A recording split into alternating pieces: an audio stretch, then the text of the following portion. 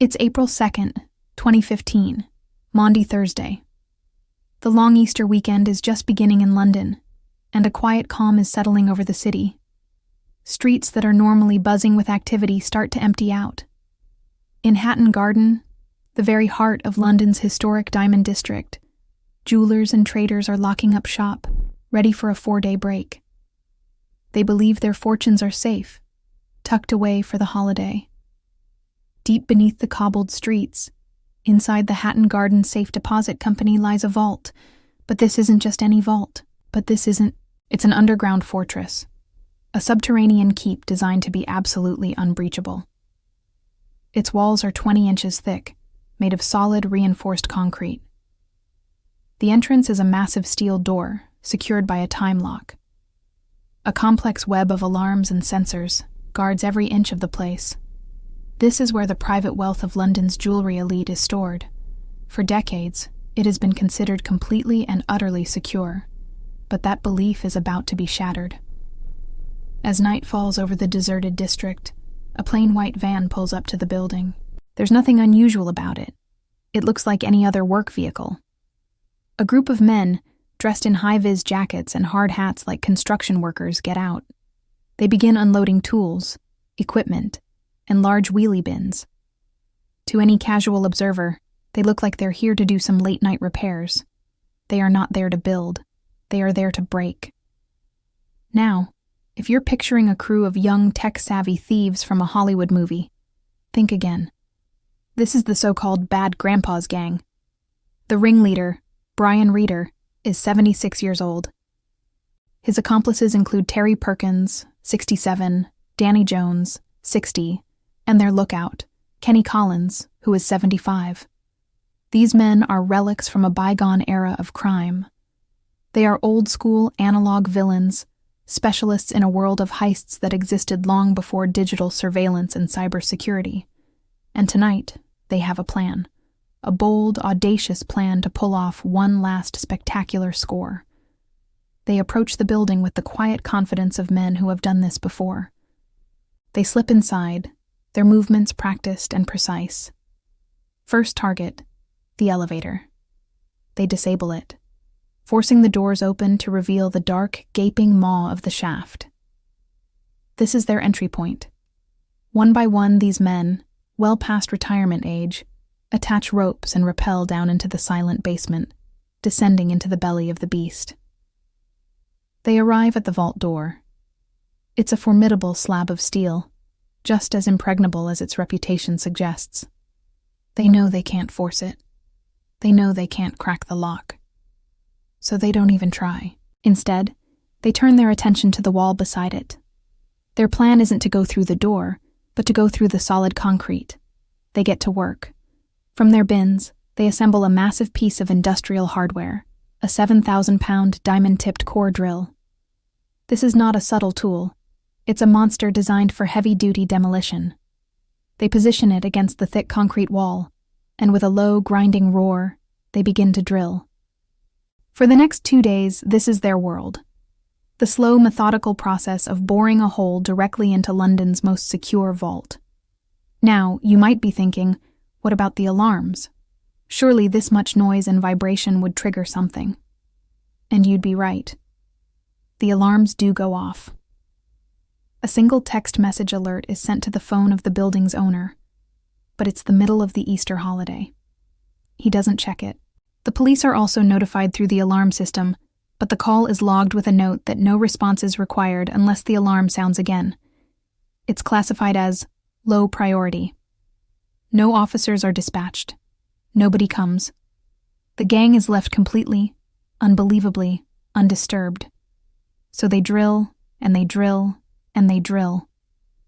The diamond-tipped bit chews relentlessly through the concrete and steel rebar. After hours of grueling work, they break through. They've created a hole, a rough, narrow opening just 10 inches high and 18 inches wide. It's barely large enough for a grown man to squeeze through. It's more like a rabbit hole than a doorway. One by one, they squirm through the jagged, concrete passage. Imagine the scene. These elderly men, crawling on their bellies through a dusty, claustrophobic tunnel of their own making, emerging into the pristine, silent vault on the other side. They're in. Inside, it's like a pirate's fantasy. Rows upon rows of safe deposit boxes line the walls, containing fortunes accumulated over lifetimes. They spend hours in the vault, working with ruthless efficiency. They use crowbars and angle grinders to pry open the steel boxes. In total, they ransack 73 of them. Out come trays of glittering diamonds, heavy gold bars, collections of priceless Rolex watches, and huge, tightly bound bundles of cash. They fill their wheelie bins and duffel bags with the loot. Once they're done, they crawl back out through the hole in the wall, ascend the elevator shaft, and load everything into their van.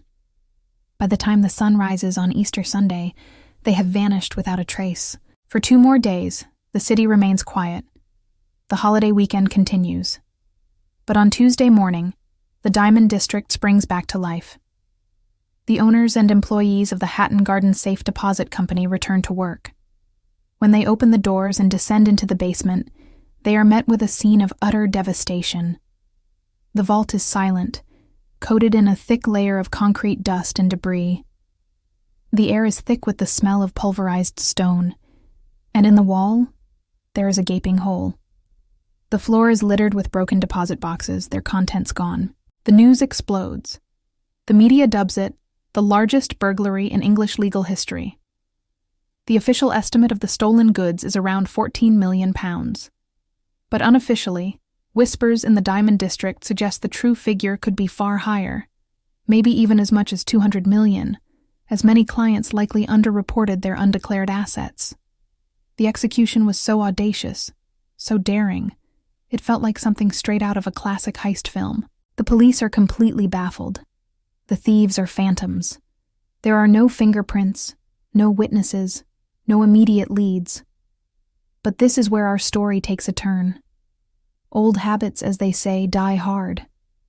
The gang, so meticulous in their planning and so flawless in their execution, got sloppy in their victory lap. Their old-school methods were their strength, but their old-school arrogance would be their undoing.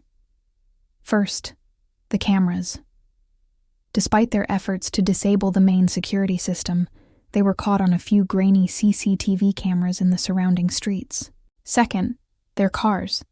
They used their own personal vehicles to scope out the location before the heist, linking them directly to the scene. And then came the biggest mistake of all. They just couldn't stop bragging. In the weeks following the heist, the gang met up in a pub in North London to celebrate. They thought they were in the clear. But the police were already closing in. Acting on a tip, detectives had bugged the pub in their cars.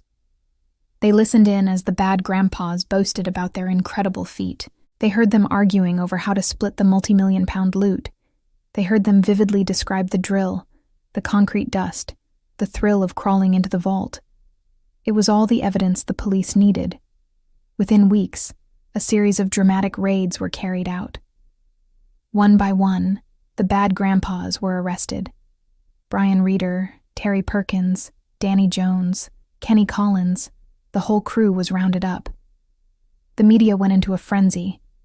These weren't the sophisticated international supercriminals everyone had imagined. They were pensioners, men in their late 60s and 70s, who had come out of retirement to pull off one of the most daring heists in history. They were convicted and sent to prison, their final spectacular payday leading directly to their final downfall. The Hatton Garden Heist remains a legendary tale in the annals of crime. A story that perfectly combined analog grit and old-fashioned nerve with digital age carelessness. It was, in the end, a perfect and perfectly flawed crime. Thanks so much for watching. If you found this story as fascinating as I did, don't forget to hit that like button and subscribe for more deep dives into incredible true stories. See you in the next one.